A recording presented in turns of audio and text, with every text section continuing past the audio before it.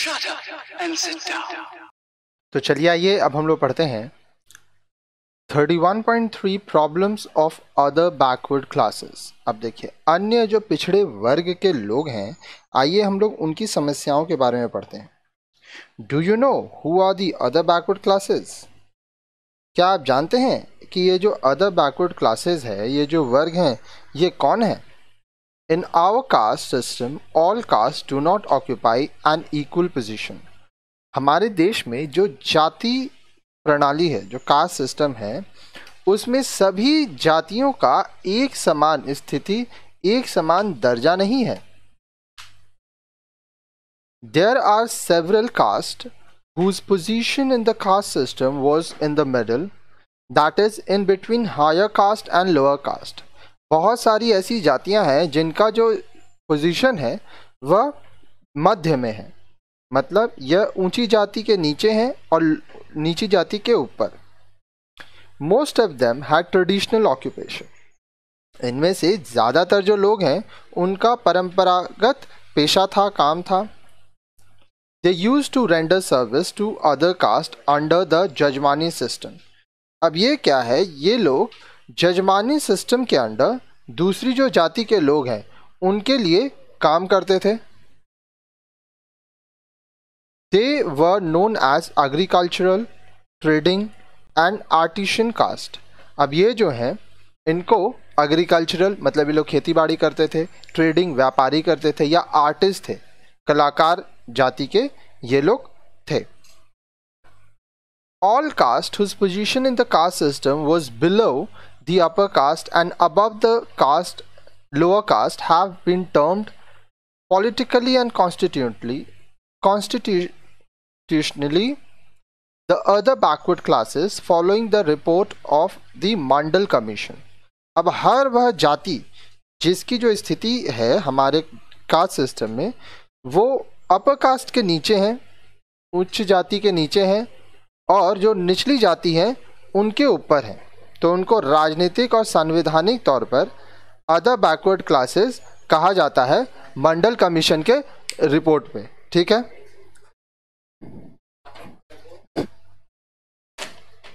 ठीक है। तो उसके बाद आगे देखिए अब आगे बोल रहा है, previously only scheduled caste and scheduled tribe were given the benefit of 22.5% reservation in central government jobs. पहले क्या होता था, जो शेड्यूल्ड कास्ट अनुसूचित जनजाति और शेड्यूल्ड ट्राइब अनुसूचित देखिए शेड्यूल्ड कास्ट अनुसूचित जाति, शेड्यूल्ड ट्राइब अनुसूचित जनजाति, उनको 22.5% आरक्षण दिया गया था केंद्र सरकार की नौकरियों में। A 27% reservation for other backward classes OBCs in central government jobs was introduced on the recommendation of Mandal Commission. अब मंडल कमीशन के सुझाव पर 27% आरक्षण अदर बैकवर्ड क्लास OBC को मिला केंद्र सरकार की नौकरियों में। अब आगे देखिए, the demand for the reservation of seats in government jobs by the OBCs got momentum in the early 70s. अब देखिए 70 के दशक में OBC के लिए जो सरकारी नौकरियों में जो जगह है रिजर्वेशन, उसकी मांग तेजी से बढ़ी। In the BP Mandal Commission in 1979, BP Mandal Commission was instituted. ठीक है, अब एक ही चीज़ है 1979 में बीपी मंडल कमीशन लाया गया। The task of this commission was to identify OBCs and to suggest the percentage of reservation for OBCs in government job. अब ये जो कमीशन था बीपी मंडल कमीशन, इसका काम ये था कि पहले तो ये बताए कि OBC कितने हैं, साथ ही साथ सरकारी नौकरी में OBC को कितना आरक्षण, रिजर्वेशन, कितना परसेंटेज मिलना चाहिए। The commission submitted its report इन 1980. 1980 में बीपी मंडल कमीशन ने अपना रिपोर्ट सबमिट किया। The commission in its report suggested a 27% reservation of post in government jobs for the OBCs. The commission also identified 3,743 castes as OBCs. अब ये जो commission है, ये इनके अनुसार सरकारी नौकरी जो है उसमें 27% आरक्षण मिलना चाहिए ओबीसी को, और साथ ही साथ जो कमीशन है वो आइडेंटिफाई किए कि 3,743 जातियां ऐसी हैं जो ओबीसी के अंतर्गत आती हैं. The Mandal Commission's report was implemented in 1993 with the concept of creamy layer. Therefore, OBCs emerged as a powerful political force in our country. They captured power in the states like UP and Bihar. अब देखिए, मंडल commission का जो report है वो 1993 में आया और ये क्रीमी लेयर का इसमें कॉन्सेप्ट आया. इसके बाद जो ओबीसी है वो एक शक्तिशाली राजनीतिक शक्ति के रूप में हमारे देश में आए और यूपी और बिहार में इन्होंने बहुत ही ये ताकतवर बने और जो पावर है उसको कैप्चर किया. In 1999, the Vajpayee government has added 127 more castes under the categories of OBCs. 1999 में वाजपेयी जी की जब सरकार थी तब उन्होंने 127 और जातियों को ओबीसी के कैटेगरी में श्रेणी में जोड़ दिया. Thus, the total number of castes under OBCs has gone up to 3,920. तो इससे क्या हुआ कि कुल मिलाकर 3,920 जातियां ऐसी हो गईं जो ओबीसी के अंदर आ गईं. It is a reality that the benefits of reservation have been availed more by the caste of Annexure 2. अब देखिए, सच्चाई ये हुई कि जो आरक्षण है इसका जो लाभ हुआ ये Annexure 2 में जो जातियां हैं उनको ज़्यादा मिला. So, political attempts are being made to divide the caste of OBCs into 3 categories, namely most backward, more backward and backward. But this has not been possible yet.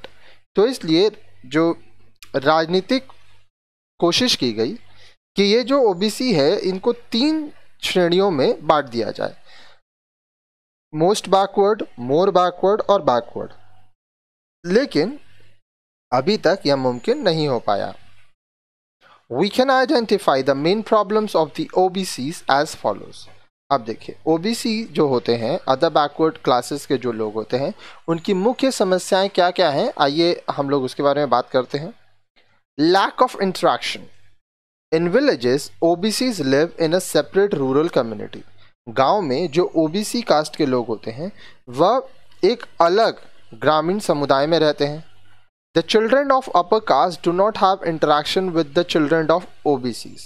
ऊंची जाति के जो लोग होते हैं वो अपने बच्चों को ओबीसी के जो बच्चे हैं उनके साथ मिलने नहीं देते हैं, बातचीत नहीं करने देते हैं. There is also no interaction between women of higher caste and OBC.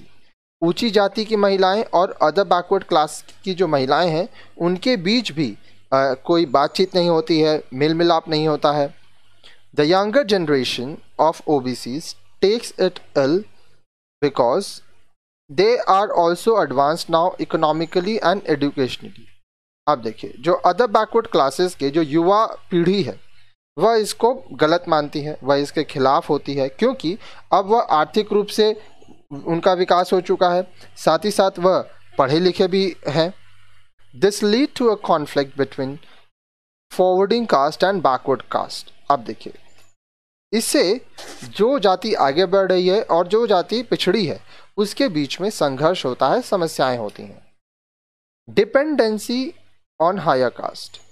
It is true that the backward caste of the annexure, the economically and educationally advanced caste are not dependent on higher caste for their livelihood. अब देखिए, जो आर्थिक रूप से advance है, मतलब सक्षम हो गए हैं और जो शिक्षित हो गए हैं, वो हायर कास्ट ऊंची जाति के लोगों के ऊपर निर्भर नहीं रहते हैं.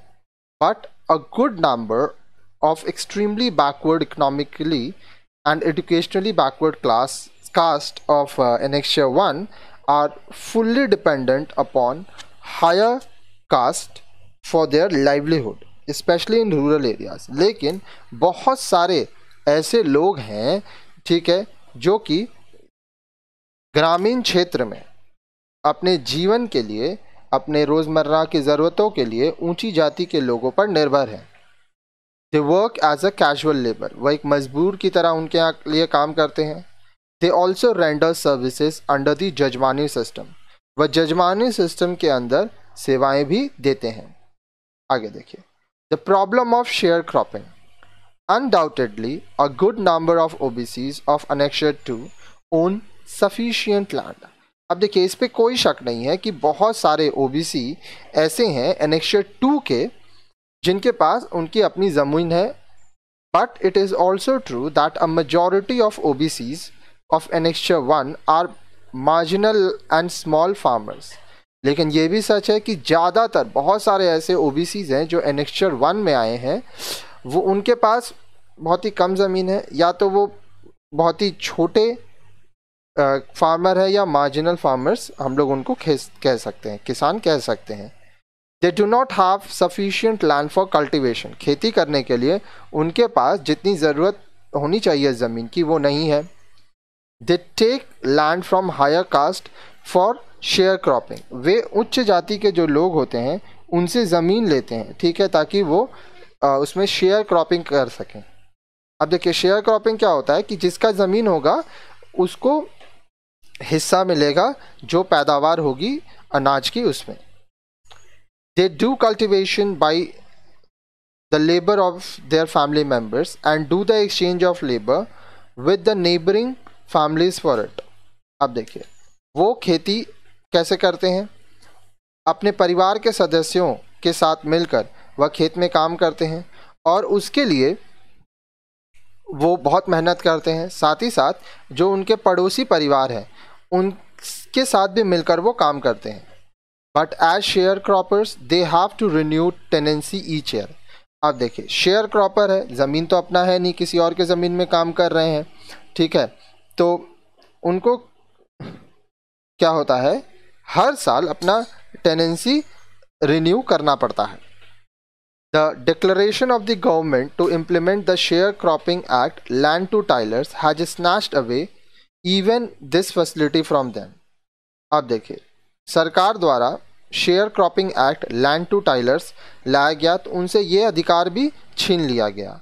The backward forward caste conflict has also made many OBCs labourers from share croppers.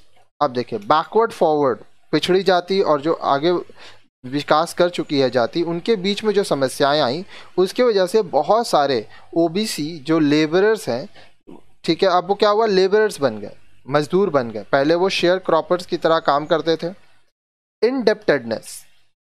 अब देखिए, there is no doubt that the OBCs of the second category are well to do. अब देखिए, इस पे कोई शक नहीं है कि जो सेकेंड कैटेगरी के OBC है Annexure 2 वाले, उनके पास पैसा है, वो अच्छे से अपना जीवन जी रहे हैं। But the OBCs of Annexure 1 are poor. लेकिन Annexure 1 के जो OBCs हैं वे क्या हैं, गरीब हैं। They feed and cloth their family members by veg labour and little hand land they own. अब देखिए, वो अपने परिवार को खाना खिलाते हैं, जो कपड़े पहनाते हैं, ठीक है, वो कैसे लाते हैं, वो मजदूर की तरह काम करते हैं, जो थोड़ा बहुत उनके पास ज़मीन होता है उससे पैसा आता है। Naturally, they are not in a position to meet their various needs from their income. आम तौर पर वह इस स्थिति में नहीं होते हैं कि वह अपने कमाई से अपनी सभी आवश्यकताओं को पूरी कर सकें। So, they have to take a loan from the landowners or money lenders. तो उनको क्या करना पड़ता है, जो लैंड ओनर होते हैं, जो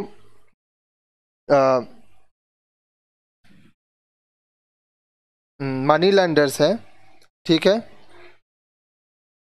उनसे वो लोग को क्या करना पड़ता है कि पैसा लेना पड़ता है, उधार लेना पड़ता है, और इससे समस्याएं होती हैं। आगे देखिए, they take a loan for marriage, festivals, death rituals and feast etcetera. शादी के लिए त्यौहार के लिए अगर कोई मर जाता है तो उसके अंतिम संस्कार में जो खर्चे होते हैं उसके लिए, त्यौहार के लिए उनको उधार लेना पड़ता है। आगे देखिए, दे हैव टू पे the loan with heavy interest on the loan. अब ये जो लोन वो लेते हैं उस पर बहुत ज़्यादा उनको ब्याज देना पड़ता है। When the loan plus interest is not repaid, they have to repay it by working as bonded labor. जब जो वो उधार लेते हैं वह ब्याज के साथ पैसा नहीं दे पाते हैं तो फिर क्या होता है, एक बंधुआ मजदूर की तरह उनको काम करना पड़ता है। आगे देखिए, हेल्थ एंड न्यूट्रिशन, स्वास्थ्य और पोषण संबंधी समस्याएं क्या होती हैं। The majority of caste of OBCs under the annexure 1 live in unhygienic condition. Annexure 1 में जो ओबीसी के जो हम लोग कास्ट बताते हैं, ज़्यादातर लोग बहुत ही गंदे परिस्थिति में रहते हैं, अनहाइजीनिक कंडीशन में रहते हैं। They do not have a proper house to live in, उनके पास रहने के लिए सही घर नहीं होता है। Their house do not have urinal, latrine, kitchen, drain and window, उनके पास पेशाब करने का, पैखाना करने का जगह नहीं होता है, घर में किचन ठीक नहीं होता है, फिर जो गंदगी है उसको फेंकने के लिए ड्रेनेज सिस्टम नहीं होता है, फिर बहुत लोगों के तो घर में खिड़कियां तक नहीं होती हैं। In the same room they live with a cow, buffalo and goat, वो जिस रूम में रहते हैं उसमें उनको अपने गाय, भैंस, बकरियों के साथ रहना पड़ता है। They use the street for urinating and defecation, अब पेशाब करने के लिए, पैखाना करने के लिए ये लोग रास्तों का इस्तेमाल करते हैं, गलियों में, नालियों में ये लोग लैट्रिन करते हैं। They clean utensils outside their house, बर्तन जो है वो घर से बाहर ये लोग साफ करते हैं, धोते हैं। They do not have clean wells and hand pumps for drinking water, पानी पीने के लिए इनके पास साफ कुआं नहीं होता है, फिर हैंडपम्प नहीं होता है।